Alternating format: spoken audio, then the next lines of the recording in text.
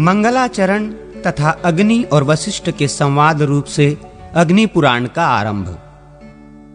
लक्ष्मी, सरस्वती, पार्वती, गणेश, कार्तिकेय, महादेव जी, ब्रह्मा, अग्नि, इंद्र आदि देवताओं तथा भगवान वासुदेव को मैं नमस्कार करता हूं। नैमिषारण्य की बात है। शौनक आदि ऋषि यज्ञों द्वारा भगवान विष्णु का यजन कर रहे थे। उस समय वहां तीर्थ यात्रा के प्रसंग से सूत जी पधारे। महर्षियों ने उनका स्वागत सत्कार करके कहा। ऋषि बोले, सूत जी, आप हमारी पूजा स्वीकार करके हमें वो सार से भी सारभूत तत्व बतलाने की कृपा करें जिसके जान लेने मात्र से सर्वज्ञता प्राप्त होती है। सूत जी ने कहा, ऋषियों, भगवान विष्णु ही सार से भी सार तत्व हैं। वे सृष्टि और पालन आदि के कर्ता और सर्वत्र व्यापक हैं। वो विष्णु स्वरूप ब्रह्म मैं ही हूं। इस प्रकार उन्हें जान लेने पर सर्वज्ञता प्राप्त हो जाती है। ब्रह्म दो स्वरूप जानने के योग्य हैं, शब्द ब्रह्म और पर ब्रह्म। दो विद्याएं भी जानने के योग्य हैं, अपरा विद्या और पराविद्या। ये अथर्व वेद की श्रुति का कथन है। एक समय की बात है, मैं, शुकदेव जी तथा पैल आदि ऋषि बद्रिकाश्रम को गए और वहां व्यास जी को नमस्कार करके हमने प्रश्न किया। तब उन्होंने हमें सार तत्व का उपदेश देना आरंभ किया। व्यास जी बोले, सुत, तुम शुक आदि साथ सुनो। एक समय मुनियों के साथ मैंने महर्षि वशिष्ठ से सारभूत परात्पर ब्रह्म के विषय में पूछा था। उस समय उन्होंने मुझे जैसा उपदेश दिया था वही तुम्हें बतला रहा हूं। वशिष्ठ जी ने कहा, व्यास, मैं सर्वांतर्यामी ब्रह्म के दो स्वरूप हैं। मैं उन्हें बताता हूं, सुनो। पूर्व काल में ऋषि मुनि तथा देवताओं सहित मुझसे अग्निदेव ने इस विषय में जैसा जो कुछ भी कहा था वही मैं तुम्हें बता रहा हूं। अग्नि पुराण सर्वोत्कृष्ट है। इसका एक एक अक्षर ब्रह्म विद्या है, अतएव यह परम ब्रह्म स्वरूप है। ऋग्वेद आदि संपूर्ण वेद शास्त्र अपर ब्रह्म है। पर ब्रह्म स्वरूप अग्नि पुराण संपूर्ण देवताओं के लिए परम सुखद है। अग्निदेव द्वारा जिसका कथन हुआ है वो आग्नेय पुराण वेदों के सर्वतुल्य सर्वमान्य है। ये पवित्र पुराण अपने पाठकों और श्रोताजनों को भोग तथा मोक्ष प्रदान करने वाला है। भगवान विष्णु ही कालाग्नि रूप से विराजमान हैं। वे ही ज्योतिर्मय परात्पर पर ब्रह्म हैं। ज्ञान योग तथा कर्म योग द्वारा उन्हीं का पूजन होता है। एक दिन उन विष्णु स्वरूप अग्निदेव से मुनियों सहित मैंने इस प्रकार प्रश्न किया। वशिष्ठ जी ने पूछा, अग्निदेव, संसार सागर से पार लगाने के लिए नौका रूप परमेश्वर ब्रह्म के स्वरूप का वर्णन कीजिए और संपूर्ण विद्याओं के सारभूत उस विद्या का उपदेश दीजिए जिसे जानकर मनुष्य सर्वज्ञ हो जाता है। अग्निदेव बोले, वशिष्ठ, मैं ही विष्णु हूं। मैं ही कालाग्नि रुद्र कहलाता हूं। मैं तुम्हें संपूर्ण विद्याओं की सारभूत विद्या का उपदेश देता हूं जिसे अग्नि पुराण कहते हैं। वही सब विद्याओं का सार है। वो परम ब्रह्म स्वरूप है। सर्वमय एवं सर्व कारणभूत ब्रह्म उससे भिन्न नहीं है। उसमें सर्ग, प्रतिसर्ग, वंश, मनवंतर, वंशानुचरित आदि का तथा मत्स्य कूर्म आदि रूप धारण करने वाले भगवान का वर्णन है। ब्रह्मन, भगवान विष्णु की स्वरूप भूता दो विद्याएं हैं, एक परा और दूसरी अपरा। ऋक्, यजुः, साम और अथर्व नामक वेद के 6 अंग शिक्षा, कल्प, व्याकरण, निरुक्त, ज्योतिष और छंद शास्त्र तथा मीमांसा, धर्मशास्त्र, पुराण, न्याय, वैदिक, आयुर्वेद, गांधार्व वेद, संगीत, धनुर्वेद और अर्थशास्त्र, ये सब अपरा विद्या हैं। तथा पराविद्या वो है जिससे इस अदृश्य, अग्राह्य, ग्रोतर रहित, चरण रहित, नित्य, अविनाशी ब्रह्म का बोध हो। इस अग्नि पुराण को पराविद्या समझो। पूर्व काल में भगवान विष्णु ने मुझसे तथा ब्रह्मा जी ने देवताओं से जिस प्रकार वर्णन किया था उसी प्रकार मैं भी तुमसे मत्स्य आदि अवतार धारण करने वाले जगत कारण भूत परमेश्वर का प्रतिपादन करूंगा।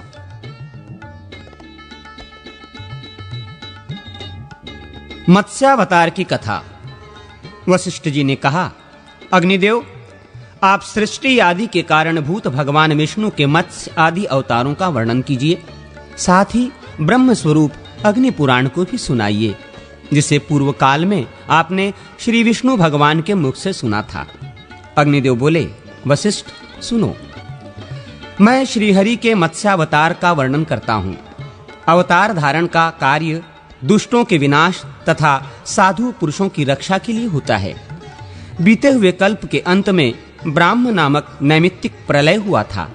मुने, उस समय भू आदि लोक समुद्र के जल में डूब गए थे। प्रलय के पहले की बात है। व्यवस्थ मनु भोग और मोक्ष की सिद्धि के लिए तपस्या कर रहे थे। एक दिन जब वे कृतमाला नदी से जल से पितरों का तर्पण कर रहे थे, उनकी अंजलि के जल में एक बहुत छोटा सा मत्स्य आ गया। राजा ने उसे जल में फेंक देने का विचार किया। तब मत्स्य ने कहा, महाराज, मुझे जल में ना फेंको, यहाँ ग्राह्य आदि जल जंतुओं से मुझे भय है। ये सुनकर मनु ने उसे अपने कलश के जल में डाल दिया। मत्स्य उसमें पड़ते ही बड़ा हो गया और पुनः मनु से बोला, राजन, मुझे इससे बड़ा स्थान दो। उसकी ये बात सुनकर राजा ने उसे एक बड़े जलपात्र, नाद या कुंडा आदि में डाल दिया। उसमें भी बड़ा होकर मत्स्य राजा से बोला, मनो, मुझे कोई विस्तृत स्थान दो। तब उन्होंने पुनः उसे सरोवर के जल में डाला, किंतु वहां भी बढ़कर वो सरोवर के बराबर हो गया और बोला, मुझे इससे बड़ा स्थान दो। तब मनु ने उसे फिर समुद्र में ही ले जाकर डाल दिया। वहां वो मत्स्य क्षण भर में 1,00,000 योजन बड़ा हो गया। उस अद्भुत मत्स्य को देखकर मनु को बड़ा विस्मय हुआ। वे बोले, आप कौन हैं? निश्चय ही आप भगवान श्री विष्णु जान पड़ते हैं। नारायण, आपको नमस्कार है। जनार्दन, आप किस लिए अपनी माया से मुझे मोहित कर रहे हैं? मनु के ऐसा कहने पर सबके पालन में संलग्न रहने वाले मत्स्य रूपधारी भगवान उनसे बोले, राजन, मैं दुष्टों का नाश और जगत की रक्षा करने के लिए अवतीर्ण हुआ हूं। आज से 7वें दिन समुद्र संपूर्ण जगत को डुबो देगा। उस समय तुम्हारे पास एक नौका उपस्थित होगी। तुम उस पर सब प्रकार के बीज आदि रखकर बैठ जाना। सप्तर्षि भी तुम्हारे साथ रहेंगे। जब तक ब्रह्मा की रात रहेगी, तब तक तुम उसी नाव पर विचरते रहोगे। नाव आने के बाद मैं भी इसी रूप में उपस्थित होऊंगा। उस समय तुम मेरे सिंग में महासर्पमयी रस्सी से उस नाव को बांध देना।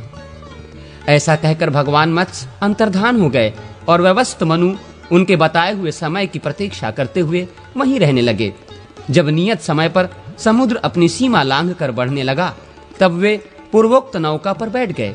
उसी समय एक सिंह धारण करने वाले सुवर्णमय मत्स्य भगवान का प्रादुर्भाव हुआ। उनका विशाल शरीर 10,00,000 योजन लंबा था। उनके सिंग में नाव बांधकर राजा ने उनसे मत्स्य नामक पुराण का श्रवण किया, जो सब पापों का नाश करने वाला है। मनु भगवान मत्स्य की नाना प्रकार के स्रोतों द्वारा स्तुति भी करते थे। प्रलय के अंत में ब्रह्मा जी से वेद को हर लेने वाले हयग्रीव नामक दानव का वध करके भगवान ने वेद मंत्र आदि की रक्षा की। तत्पश्चात वाराह कल्प आने पर श्री हरि ने कच्छप रूप धारण किया। समुद्र मंथन, कूर्म तथा मोहिनी अवतार की कथा। अग्निदेव कहते हैं, वशिष्ठ, अब मैं कुर्मावतार का वर्णन करूंगा। यह सुनने पर सब पापों का नाश हो जाता है। पूर्व काल की बात है।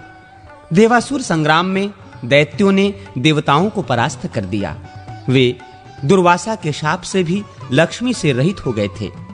तब संपूर्ण देवता क्षीरसागर में शयन करने वाले भगवान विष्णु के पास जाकर बोले, भगवान, आप देवताओं की रक्षा कीजिए। यह सुनकर श्री हरि ने ब्रह्म आदि देवताओं से कहा, देवगण, तुम लोग क्षीर समुद्र को मथने, अमृत प्राप्त करने और लक्ष्मी को पाने के लिए असुरों से संधि कर लो। कोई बड़ा काम या भारी प्रयोजन आ पड़ने पर शत्रुओं से भी संधि कर लेनी चाहिए। मैं तुम लोगों को अमृत का भागी बनाऊंगा और दैत्यों को उससे वंचित रखूंगा। मंदराचल को मथानी और वासुकी नाग को नेति बनाकर आलस्य रहित हो मेरी सहायता से तुम लोग क्षीर सागर का मंथन करो।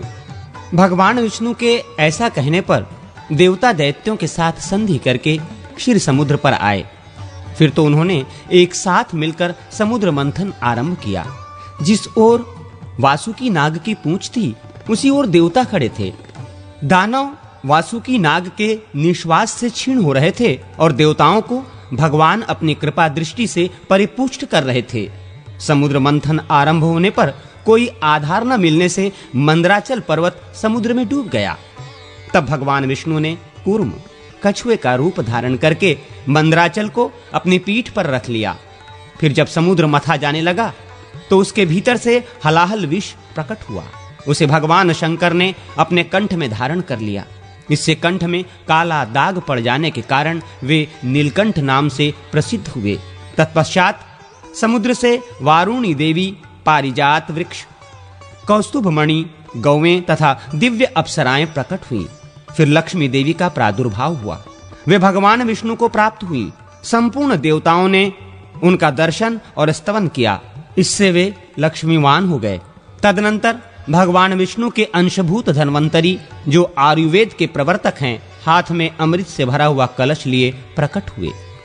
दैत्यों ने उनके हाथ से अमृत छीन लिया और उसमें से आधा देवताओं को देकर वे सब चलते बने।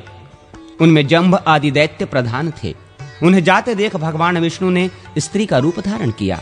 उस रूपवती स्त्री को देखकर दैत्य मोहित हो गए और बोले, सुमुखी, तुम हमारी भार्या हो जाओ और ये अमृत लेकर हमें पिलाओ। बहुत अच्छा कहकर भगवान ने उनके हाथ से अमृत ले लिया और उसे देवताओं को पिला दिया। उस समय राहु चंद्रमा का रूप धारण करके अमृत पीने लगा। तब सूर्य और चंद्रमा ने उसके कपट वेश को प्रकट कर दिया। ये देख भगवान श्री हरि ने चक्र से उसका मस्तक काट डाला।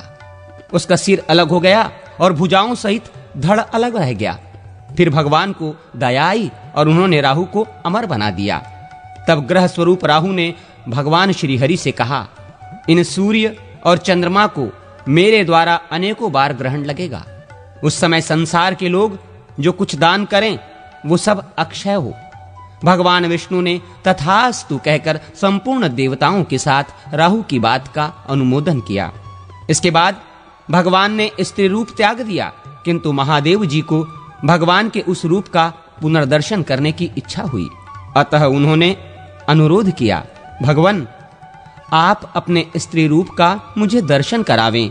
महादेव जी की प्रार्थना से भगवान श्री हरि ने उन्हें अपने स्त्री रूप का दर्शन कराया।